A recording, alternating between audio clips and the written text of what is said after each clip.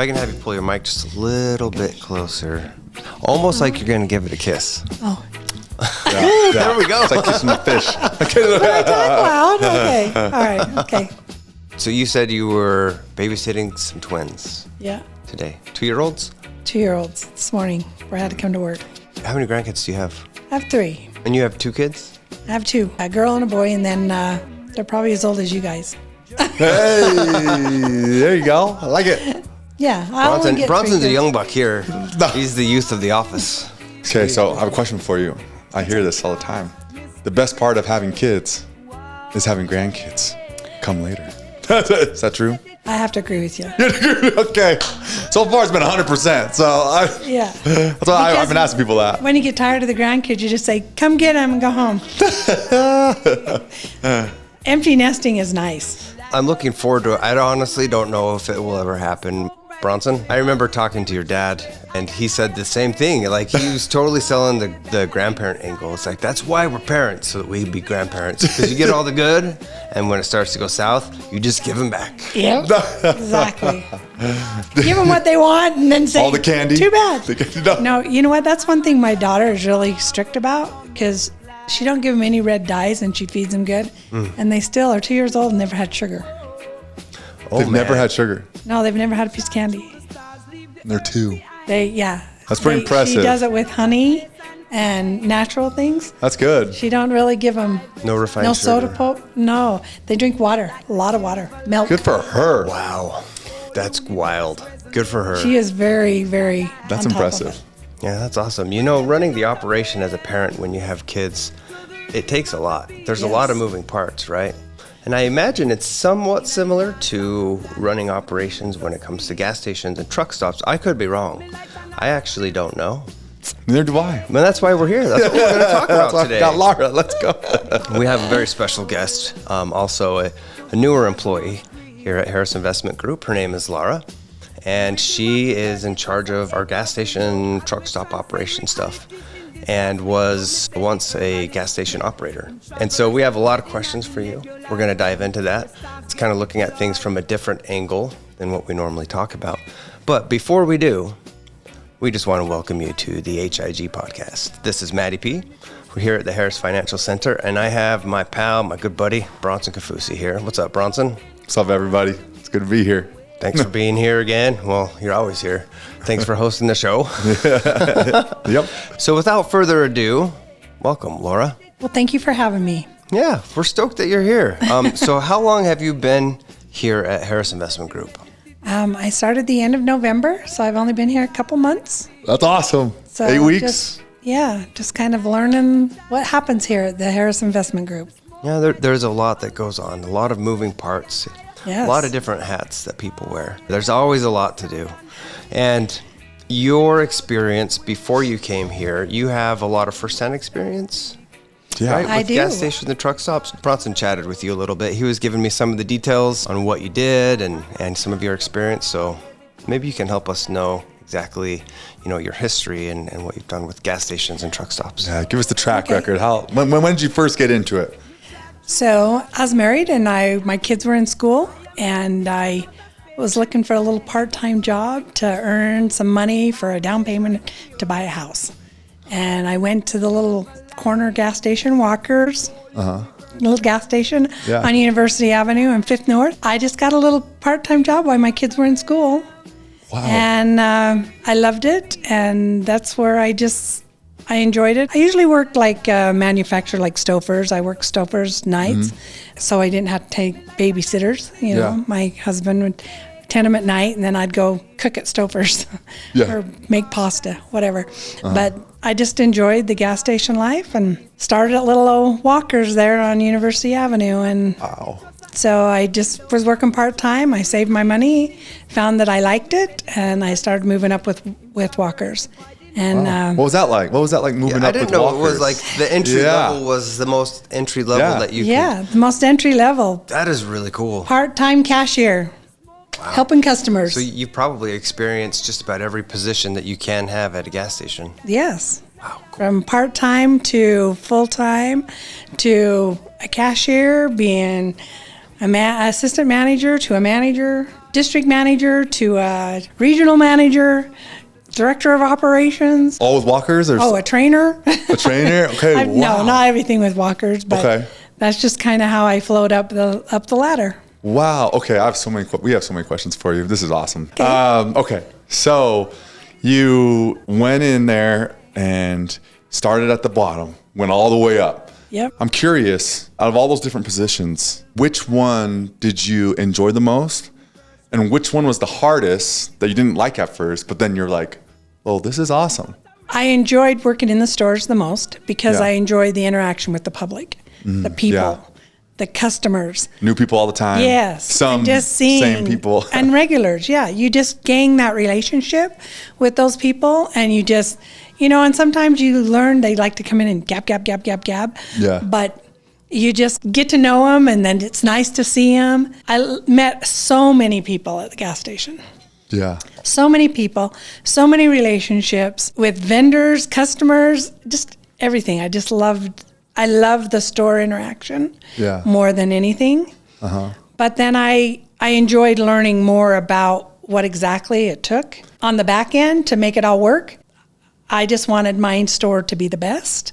So I valued that, and what do you have to do that? What makes a gas station, when you're running the show, like what makes that gas station be the best? Like, what are some things that you learned? Cleanliness. Mm-hmm. And that starts from the outside, because if it's a junky parking lot, they think it's going to be junky inside. Yeah, it's true. You want to be able to see inside and have it sparkle from the pumps, from the curb, all the way back to the corner bathroom.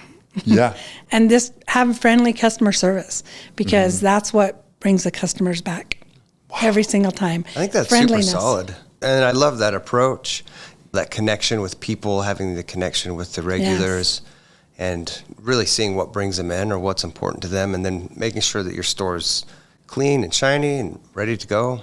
That's kind of cool. So that seems kind of like your foundation for what later became bigger and better things. Yeah, it did. It just kind of, as I went through, just learning the different parts. There's a lot of moving parts at the gas station that I don't think people realize. And as an employee, a regular employee, in the management, you've got to keep your eyes on a lot of things. You've got to maintain your pumps. You got to make sure you stay clean. You got to pay attention to those customers that are pulling up to the pump. Now it's pay at the pump, but when I started, you just had to turn on the pump, let them get their gas, and trust that they'd come in to pay. Really? And so keeping track of all of those things, it just, you got to stay on top of everything. And just being able to welcome everyone who comes in the door and follow them, make sure that you see them, make that eye contact, and keep your eye on a lot of things that go on, keeping track. Wow. It's much easier now that it's prepay. Yeah. Because they come in, they either pay at the pump, or now they come in, you set the pump, and then they can do whatever. You don't have to, green car.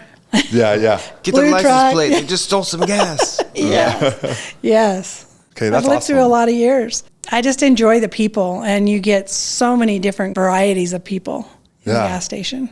Wow.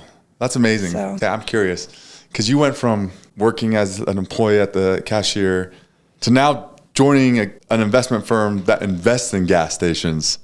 What's that contrast like for you, going from operator? I mean, it's the same stuff, but now it's just a different plane. Yes. Now, I'm curious what you think about it. I never ever really realized that gas stations ran like this, like invested, and then you just have an operator.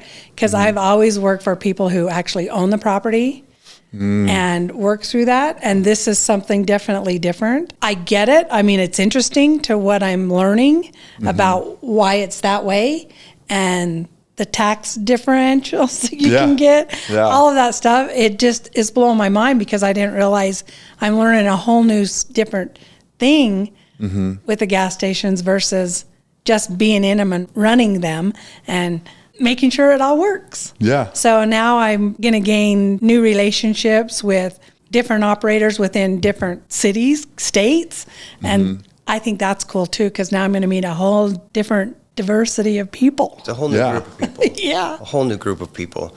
But you also come with the experience that when you go and you meet these people, you have a track record of gas stations that you've worked at, years of experience that bring credit to what you're doing, or you've seen what do they say? Boots on the ground? Boots on the ground. Yeah. Boots on the ground. You've seen the boots on the ground positions. You've experienced them, and you're looking at both sides of the coin now.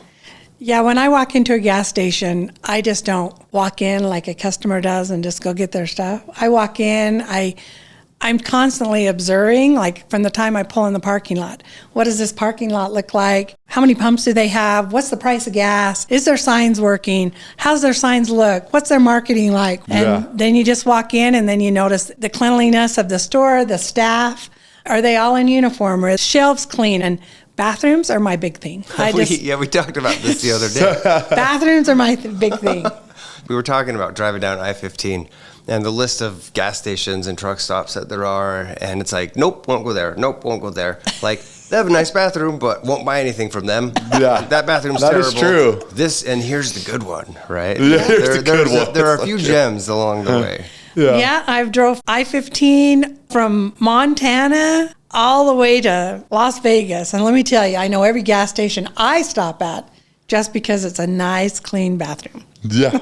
That's very true. That's a big deal. People, yes, it is a big deal. You're either stopping to get gas or use the bathroom. Yep. And then you always buy food when you're in there anyways. So especially if you have kids or grandkids. Especially if you have kids. Those kids walk in there, and whenever I walk in the gas stations, I'm like, man, they're good at their marketing because they got all the things at the eye level for the kids that they want. And they're just grabbing everything off the shelf. And and I think that works to the consumers too, because I don't know if you guys have noticed, but if you travel with a pet, I don't travel with a pet, but if you travel with a pet, if you notice, there's even been some gas stations along the way that are making it pet friendly, that's opening it up for a pet park so that they can let their pets go to the bathroom, and that is huge for the customers and making them always want to stop in. Yeah. Oh, that's amazing. Yeah. Wow. Okay. I love what you shared. I mean, all the things that you look for when you walk into the gas station. Like, that's really interesting. Can you talk to us a little bit about the operations of the gasoline aspect of it? I know it's big. I know it's a lot. I mean, it's a big part of it. But as an operator, like, what does that actually look like? How are you doing that day in, day out, monthly? Like, are you ordering? How does that all work on the gasoline side? So on the gas side, most of the time, most stations all have a Veeder-Root or some kind of monitoring system. Mm-hmm. And most of them are all hooked up internet-wise, where it's talking directly to your delivery people so they can see how much volume you've got, what's going in, when to bring that fuel, how much to bring, and stuff like that. But there are some gas stations that don't have that, so they're calling every day to say, what's your light tank levels? And so they want to make sure, they got to know what size your tanks are. Most of the panels, the Veeder-Root panels or readings will tell you the ullage. So you have height in there, how much volume you have, and then it says your ullage, and that will tell you how much fuel you can put in that tank without overfilling. There's overfill alarms. If those truck drivers come and they overfill, you're going to see alarms go off, because can't have more than 5-gallon spill, or you're going to have a massive cleanup and stuff like that. And every person that works at the gas station has to be a C operator, which they need to understand how to take care of spills, how to clean them up, how to shut off if they see an overflow happening, and everything like that. There's a lot that goes into working at a gas station. I think people kind of think it's just a place that you can just go and work a little job and then walk away. But there's a lot you got to know. Serious operation. Mm-hmm. Wow. Safety. I mean, safety is, most every gas station, safety is the number one thing. I don't know if you guys notice, but you should never really leave your pump unattended. Once you pick up that pump, because you're self-serve, those customers are 100% responsible for that fuel. They up. They activate that. If they walk away from that and that overfills and it goes all over the ground, you're going to pay for what's on the ground. I don't think I've stood by my car once in the last 5 years. Me too. There's so many things. Even in the winter, you know how people always have their cell phones. Yeah. and you get in and out of your car, it causes static electricity. And you can ignite a fire with that just by going in and out of your car. So it's always important that once you come out of your car, and I don't think that this is what customers even get, is you really should touch something before you start the fuel, just to make sure that the static electricity. Right there. And once you're in your car, or once you're out of your car, you should not ever really get back in. And I know it's cold, but then if it's been flowing and then you grab the handle to put it away, that could ignite. And the fumes is what starts a fire, not the liquid itself. Because the fumes are so much more flammable. Yes. Man, I'm breaking all the rules. So static electricity, you really should not have your phone there, because I've seen a few fires because of static electricity. Okay, here's a question for you. Let's debunk this right now. I pull into the gas station to fill my car up. Do I have to turn my car off, or can I keep my car on? You should turn your car off. Knew that's going to be the answer. I don't break that rule, but it sounds like you might. Yes, I run there. You should not. Turn it on. Keep going. Yes. You should not leave your car running while you're fueling. Okay. This is good. Now we know, everyone. Don't forget that. And you should always stay by your pump. And don't go in and get snacks. After, you should go in and get snacks. After. See, we need this.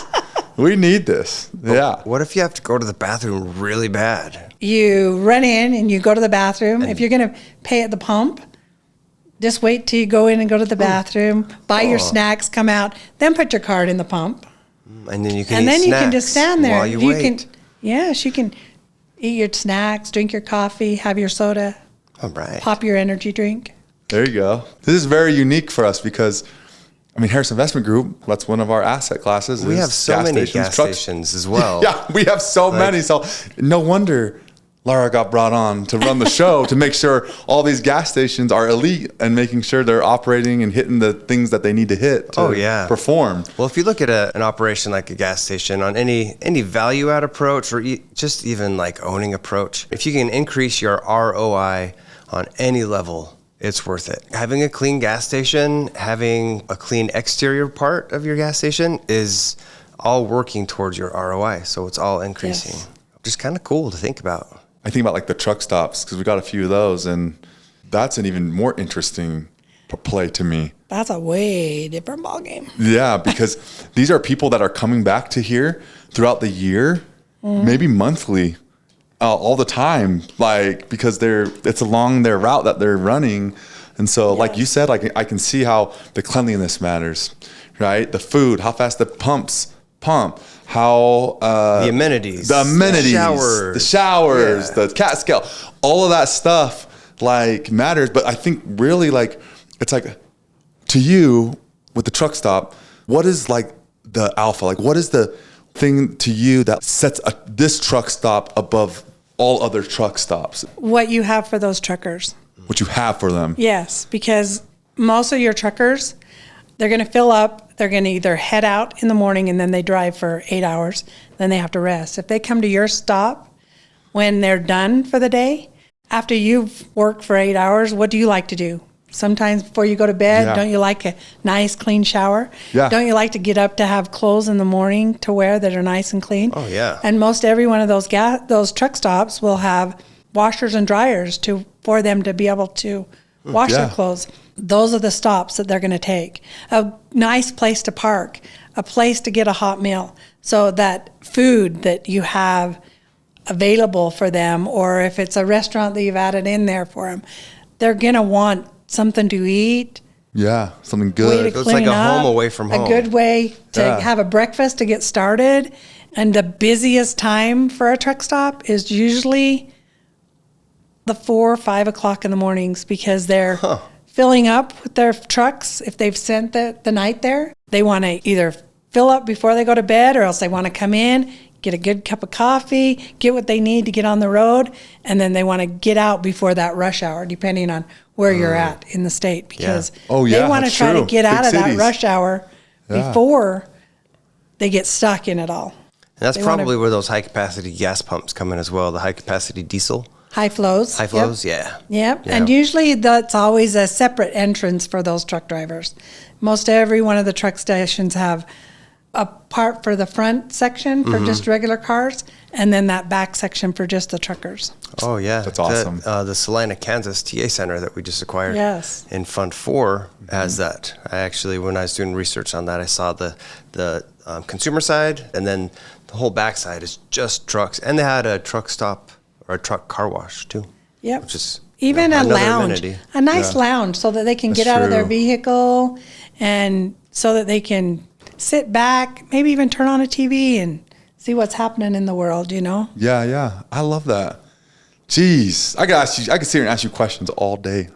I love it because it's a big part of what we do. Like, it's huge. And especially as of recent, where we've seen a lot of gas station, truck stop deals really perform strong, and it's been fun. So we're gonna get you on the show again. Don't you forget it. Okay. We got more questions I have 20 other questions I gotta ask you on the next show. There's a lot of moving parts to a gas station. Yeah. We're going to get some questions for you from people that are listening to this. From even inventories and maintaining and how to merchandise your stores in order to make it appealing. And there's a lot of moving parts. It all matters. And I feel like one thing and most businesses are like this, but I can see truck stops, gas stations being like this for sure. It all comes down to like human psychology, human sociology. Like, it's all like about the individual and like the relationship and all of that stuff goes into a gas station, truck stop, because they're coming in, you're really having an experience every time you stop to go get gas or go stop and get a treat and use the restroom. So we're going to ask you more questions about that. All right. But if anyone does have questions on, for us, for Lara, our elite gas station operator here, send us an email, contact@harrisinvestmentgroup.com. And we'll ask her, because she's a wealth of knowledge. We could ask you all day. But thanks for being here. Yeah. Thanks a lot, Lara. I love that emotional aspect, capturing people by their emotions. It really is an experience that we all can't get away from. We are all reliant on gasoline.